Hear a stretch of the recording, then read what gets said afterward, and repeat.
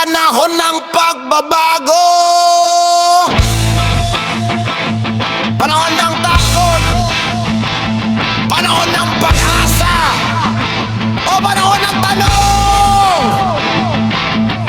Noong dumating ang bagong leader sa bayan, maraming nagsabi baka ito na ang kailangan. Matapang magsalita, walang kinatatakutan. Maraming naniwala, marami ring nag-alinlangan. May mga nagsabing naging mas ligtas ang daan. May mga nagsabing takot ang naramdaman. May mga pamilyang nagluksa at nasaktan. May mga taong nagsabing kailangan ng katigasan. Iba-iba ang kwento, iba-iba ang pananaw.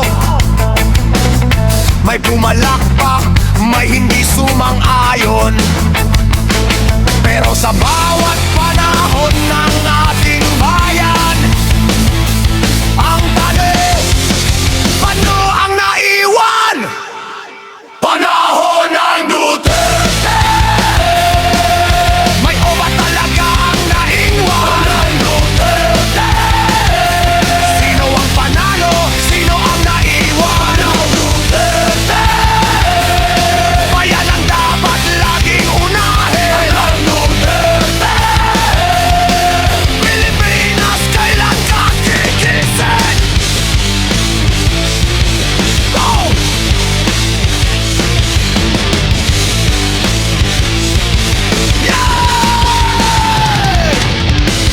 May mga proyektong nagbago sa paligid. May mga pangakong hindi pa rin natupad.